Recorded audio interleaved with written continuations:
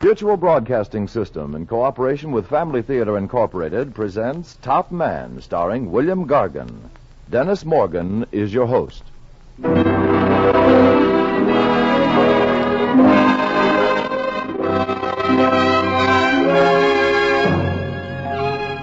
More things are wrought by prayer than this world dreams of.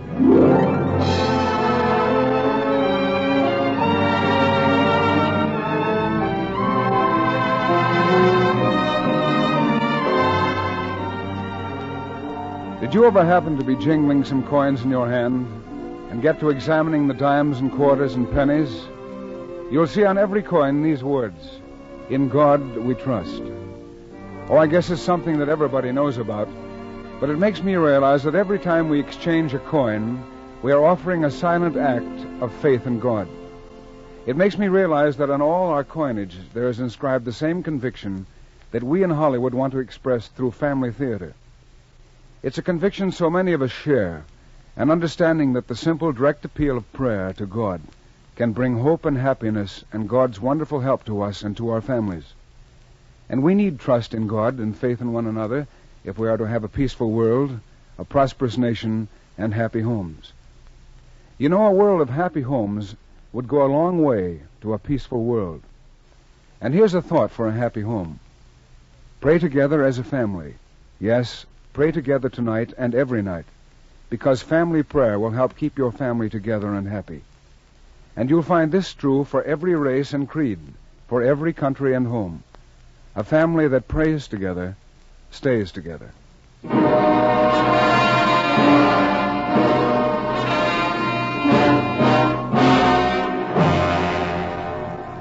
The man is lonely tonight. He is puzzled and frightened. He stares at the walls. He runs his fingers through his hair. The hammer is beating him, pounding him. The man is lonely, lonely unto death. There was a time when he wasn't lonely. That was long ago, in a September time.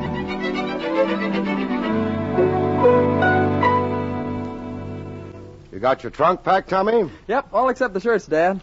It's going to be a squeeze. Oh, you've got enough in that trunk to last you straight through high school and college. Hello? Mr. Ainsley? Yes. Oh, this is Carberry. I'd like to go over those blueprints with you again. We got some tricky specifications for this job, and I'd like to feel certain that you understand. Carberry, I've studied those blueprints. What's worrying you? Oh, I'm not exactly worrying. You see, it's most important that we... I understand perfectly, Carberry. You're the architect. This is your first job. You don't want anything to go wrong. Is that it? Well, yes, in a way. All right. Now go to sleep like a good little architect and have pleasant dreams. We have enough neurotic engineers in the world without adding you to the list. And listen. Yes? When Edward Ainsley contracts to do a job for you, Ainsley looks after all the specifications. Well, I have complete trust in you, Ainsley. You understand that. Thanks, Carberry. Good night.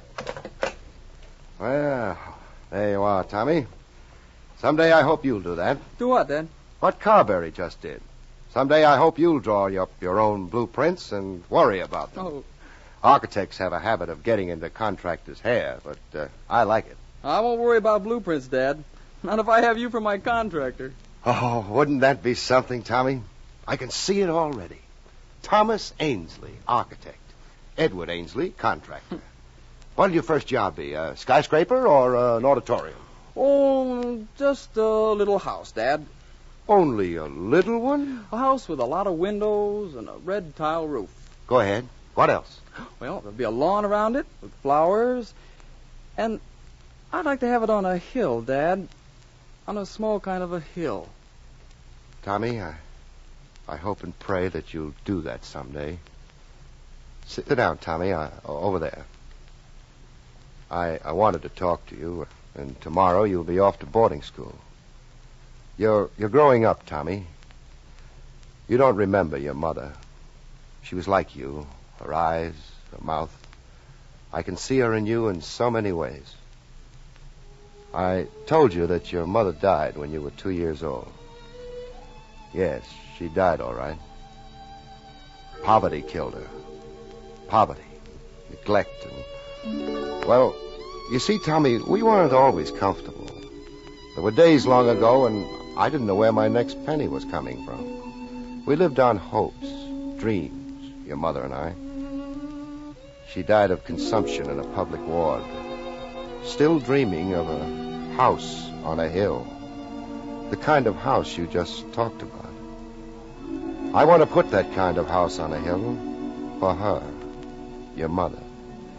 It'll be your house, Tommy. You draw the blueprints, and I'll take the contract. Maybe someday you'll have a wife and kids of your own, and all the things we never had, your mother and I. It'll be your house on a hill. You understand, son? Yes, Dad. I don't want you to fail me. I won't. Study hard. Work hard. Whatever you do, remember, I want you to be top man. Thomas Ainsley, first year, Algebra 92, French 94, English 93, History 96. Head of the class. Oh, I'm proud of you, Tommy. Now go back there this year and do it again. Thomas Ainsley, second year, General Average 95, Head of the class. What did I tell you, Tommy? Why, you got the stuff, you... Thomas Ainsley, third year, General Average 94, Head of the class. Top man, 3 years in a row. Now you go back and bring that fourth-year medal with you. And when you bring that medal home, son, I'm going to give you a surprise. Hear me? A real surprise for Tommy.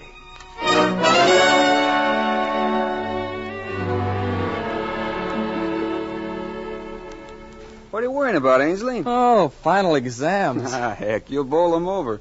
The headmaster says you're a whiz. Yeah, sure, a whiz. Of course, the trouble with getting on the honor roll is, it takes too much out of you. Now, take me. I don't believe in killing myself. 100 years from now, Caesar will still be dividing all Gaul into 3 equal parts. But where will it get you? Where will you and I be? That trigonometry's got me worried, too. Your father's got you worried. That's your trouble, Ainsley. You spoiled him. Now, take me. I don't go in for all this honor roll stuff. If I get over 65, my old man goes into ecstasy. There's nothing like hitting a healthy mediocre. And that history exam's going to be plenty tough, too. Not the way I take a history exam, Ainsley. What do you mean? Well, I got a system. When I don't remember the dates, I just have a simple rule. What's that? I look the dates up. That's research, kid. You mean you... Sure. Little cribbing now and then, you know. Of course, you gotta be cozy. Well, I figure anybody who's cozy enough to fool some of the eagle eyes they got around this joint deserves a passing mark.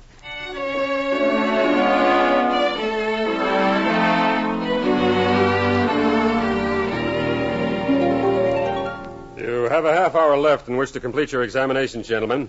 When you have finished, write your name on the top left-hand corner of the... just a minute. You, sir, Mr. Ainsley. Yes, Mr. Femert. What's that you're holding in your hand? It's a slip of paper, sir. Bring it up here. I'll take that slip of paper, Ainsley. Dates. History dates. You realize what this means, Ainsley? Yes, sir. Well, turn in your examination paper. Report to the headmaster's office. Yes, sir.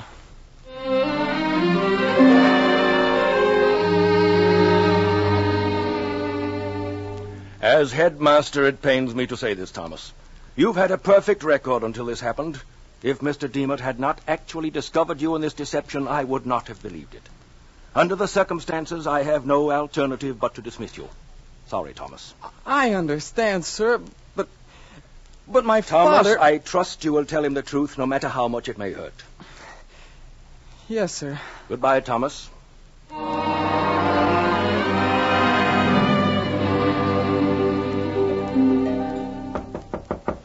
Are you in your room, Tommy? Are you home, Tommy? Yes, Dad?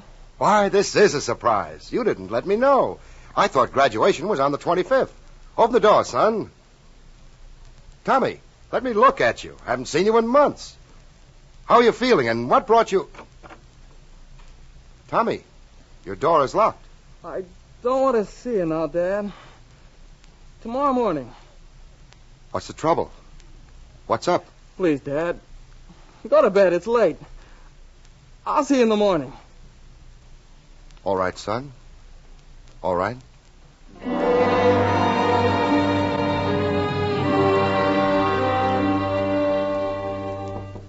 Tommy.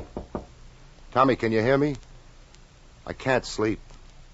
2 o'clock in the morning and I can't get a wink. Tommy, are you awake?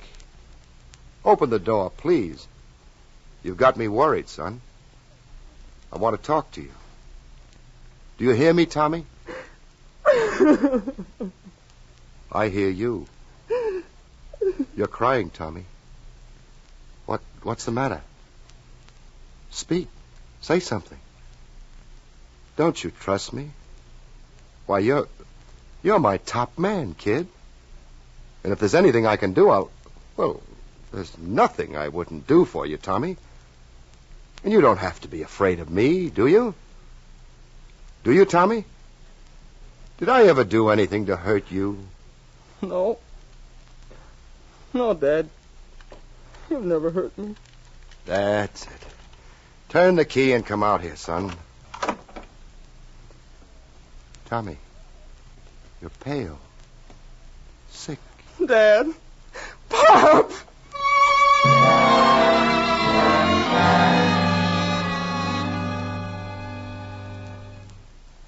All right, son.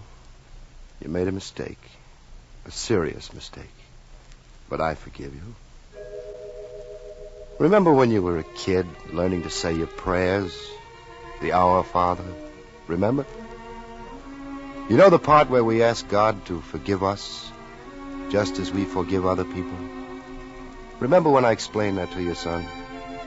Well, I forgive you.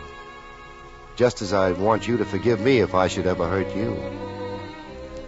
You made a mistake. You admit it. But, Tommy, you're still top man in my books.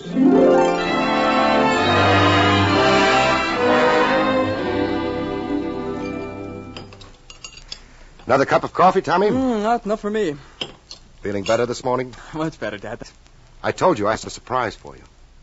How old are you now? 17? Mm-hmm. Still feel like drawing up those blueprints for that dream house of yours? The one on the hill? Yeah. You really want me to be an architect, Dad? I do. And you're willing to give me another chance? Tommy, I'd be willing to give you 100 chances if I could bank on the day when you'll come around to me with your own blueprint. Okay, Dad. I'll do it. That's a promise? Yeah. All right. Go back to work again. I'll pick out a good school for you, the best. And when you come to me with that blueprint, I'll make you a present of the house. Present? Yes. How high can I go in the specifications? Oh, the sky's the limit. I'm only the contractor. You're the architect. The top man.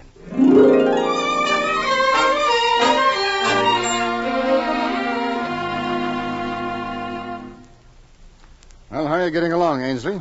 Okay, kick. And that boy of yours? Tommy? Oh, he's doing all right. Making a fine record in school. Studying to be an architect, eh? That's right. Now, just between the two of us, Ainsley, how is the building line coming along, huh? Well, frankly, not so good, Charlie. Scarcity of materials at present. People aren't building these days. Yeah, I thought so. Did you hear about the Desmond brothers, contractors? What about them? They went out of business. Yeah. It's an old story, Charlie.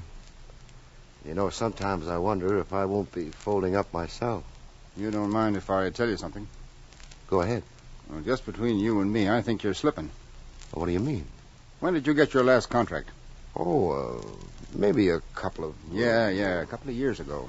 Well, but the trade, Charlie, it's this bottleneck. Yeah, sure. The trade, scarcity of materials, bottleneck, high prices. That's what they all say. But you're not blind, are you? Why, right now they've got 4 buildings going up in this town. And who's got the contracts? I'll tell you. It's guys like Spaulding and Richards and a few more. Now, wait a minute, well, Charlie. They're smart operators, Ainsley, full of push and drive. They know how to talk. They're all college graduates. And that's the kind of competition that you're running into lately. All right. So what? I'm not trying to corner the market. Corner the market? Ainsley, you ain't even got a toehold. And if you're honest enough, you'll admit it. Okay, Charlie. You're right. You're not telling me something I didn't know. Sure, I'll admit it. I'm not getting contracts, and it's got me worried. Where's my next move, Charlie? Well, let me see now. How about getting in on something smart, progressive? What, for instance? Stock. Oh, stock. Oh, not me. Now, if you suggested the horses, Charlie, I might listen, but I've never played the market before. Millions have never played the market, Ainsley. And millions are hungry. Here, run your eyes over this sheet. Greek to me. Look, right here. See that stock? Yeah. Well, this stuff's heading for a boom. Take my word for it. Now, buy in on it now, and you'll sell for double in 6 months. How much is it worth? As an old security salesman, I might ask at this point, how much have you got? Well, I could scrape up maybe 11,000 ready cash. You got some life insurance? That's right. I've also got a trust fund for Tommy. No, skip the trust fund. You don't want to touch that. But if you want my advice, you'll borrow against your house and insurance. Take a loan on my house and my insurance? Well, you'll push your ante up to maybe 20,000, Ed. And let me tell you, that's a nice hunk of interest to have in this kind of stock. Well, 20,000 on a gamble. Don't use that word gamble. You remind me of Santa Anita and Belmont. Well, okay, Charlie, cut me in. Now you're talking. I'm doing it for Tommy's sake. A very sweet and paternal instinct. But seriously, I'm hopping on this wagon myself. This stock can't miss.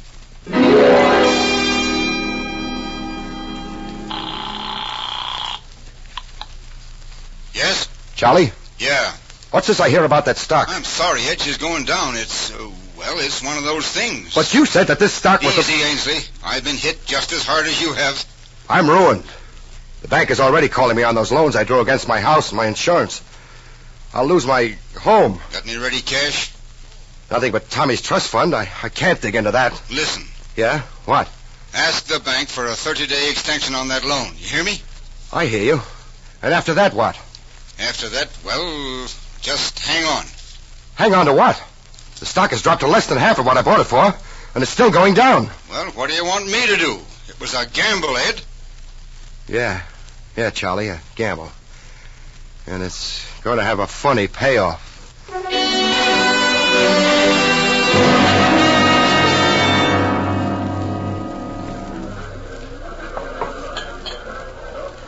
I can't understand you, Ainsley. Why did you ever want to come out here to the racetrack? There are a lot of things about a lot of people you'll never understand, Charlie. But a racetrack, taking a gamble. Listen, I told you I've got to raise 9,000 in a week. The bank is calling in my entire loan. But you're not going to raise it on horses. Well, how do you know? When you got me interested in that stock, it was a gamble, wasn't it? Well, sure, but your chances out here... All right, this is a gamble, too, and I'll take my chances out here. Okay, it's your party. But if I were you, I'd be awfully careful. At this stage of the game, I can't afford to be careful. And don't forget it's Tommy's money you're juggling. It's his trust fund. I don't need to tell you that you've got obligations. Yeah, I know it, but with the bugle blowing right now, it's kind of hard to keep track of your obligations.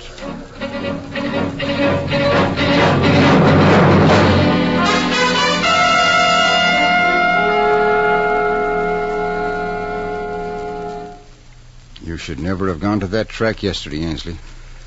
Talking about it doesn't help. How much did you lose? Everything. All that I put away for Tommy. Well, if you want, I'll let you have a couple Thanks. I don't want any more debts. I'd like one favor, though. Sure. Sell my stock, whatever's left of it, and pay off that bank loan. I know, but that'll leave you practically... Yeah. Practically broke. Hello? Dad, how are you? Okay, Tommy. Did you get the blueprints on the mails? Yes, Tommy, I got the blueprints. How'd you like the sketch of the house? It's beautiful. Beautiful house. All in all, I figured it should run about 10,000. I didn't want to hit you too hard, Dad, even though you said the sky was the limit. Yeah, I remember. You better excuse me now. I've got some business to attend to. Okay, Dad. So long. Goodbye, Tommy. It was Tommy, Charlie. Yeah, I know. You're not looking so good, Ainsley. Why don't you close up the office and go home? Take a rest. Good idea. Yeah. I need a rest, Charlie. I need a long rest. I'm tired. You ever get so weary you want to close your eyes and never wake up?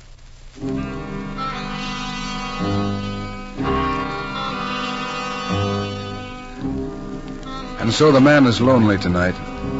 He is puzzled and frightened. He stares at the walls. He runs fingers through his hair. The hammer is beating him, pounding him. The man is lonely. Lonely unto death. Oh, my God. Forgive me. Forgive me. These are the words of a penitent. I didn't know what I was doing. Words of remorse. And Tommy, son, forgive me. For I have loved you, Tommy. Paternal affection. And yet I know that you can never forgive me. Words Never. of despair. Despair.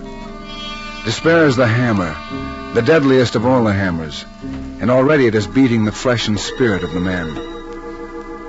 Money. It's the rotten money I lost, kid. Money I put aside for you. Money, cash, currency. The clinking quarter that buys a loaf of bread and gets change. I wanted you to have security, Tommy. Security. A word, an idea. A state of social well-being. Synonymous with property, a home, something in the bank. It's gone now. Lost. Oh, Tommy, forgive me. I didn't mean... Well, it's all right. It's over. Finished. Where is somebody? Where is everybody? Oh, it's awful quiet. You get lonesome in a room. I go mad. I'm losing my mind. I can hear it in my mind, thinking, pounding in the quiet. It keeps pounding. Oh, God, hear me. What am I thinking about? You've got to forgive me. Forgive me. But there's no forgiveness. So I can't help it. I've got to do it. I've got to do it, Tommy. Despair. The deadliest of all the hammers is pounding a pulse of doom in his blood and brain. Is driving him slowly out of his chair, across the room. Edward Ainsley lifts the gun from the drawer.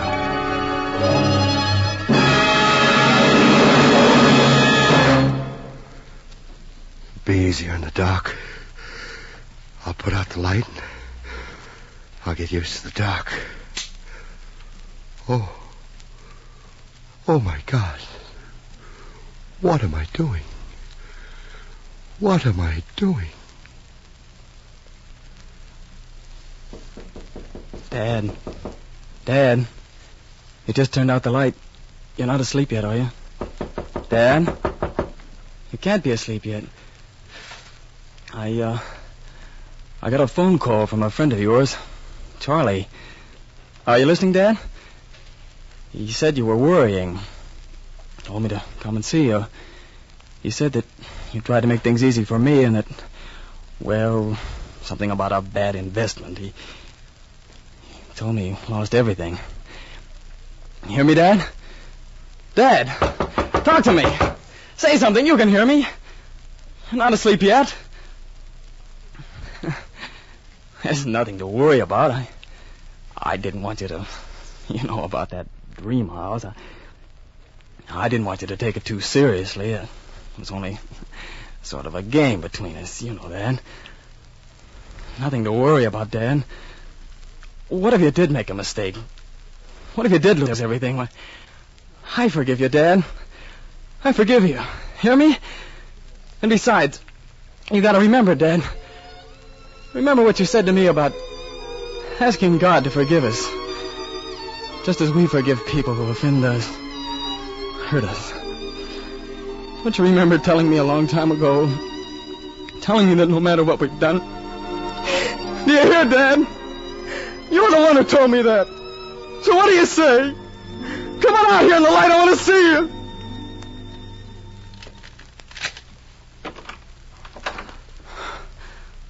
Oh, Dad. Everything's okay. Tommy. Tommy, son. It's all right. You don't have to say anything. Yes, I do. I do have to say something. I've learned an awful lot in that room these last few minutes.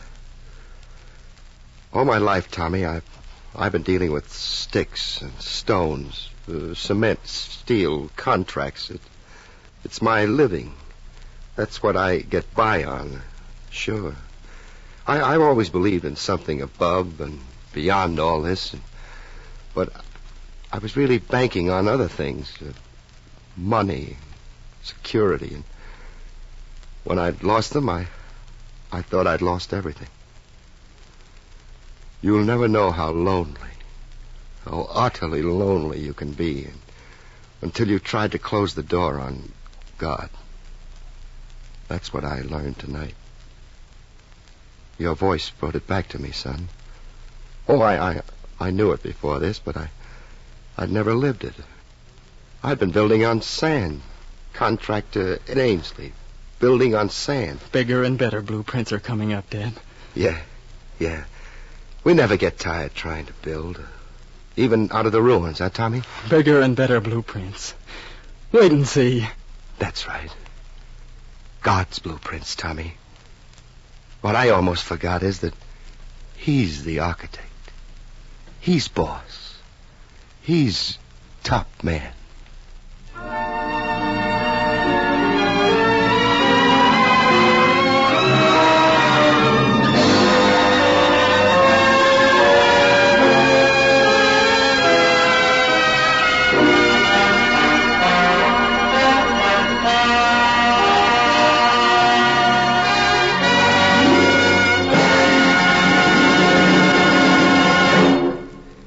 You have just heard William Gargan as Ainsley in Top Man.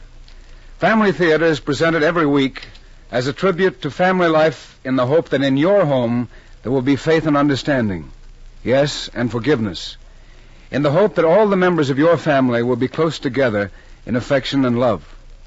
Pray for one another and with one another. Pray together as a family, because a family that prays together stays together.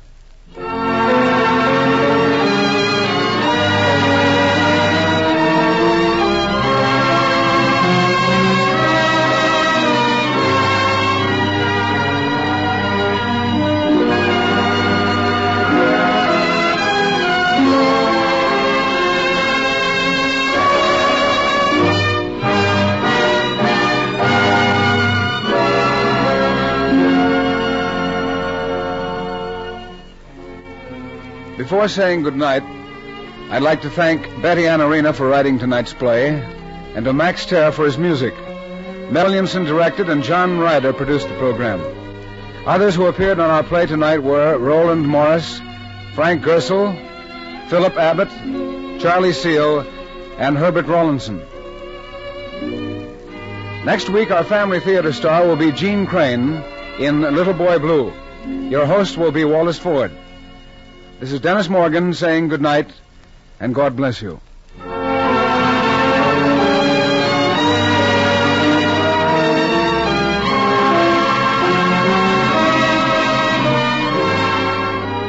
This series of the Family Theater broadcast is made possible by the thousands of you who felt the need for this kind of program, by the Mutual Broadcasting System, which has responded to this need, and by the actors and technicians in the motion picture and radio industries. This program is heard overseas through the facilities of the United States Armed Forces Radio Services. Tony Lafrano speaking. This is the Mutual Broadcasting System.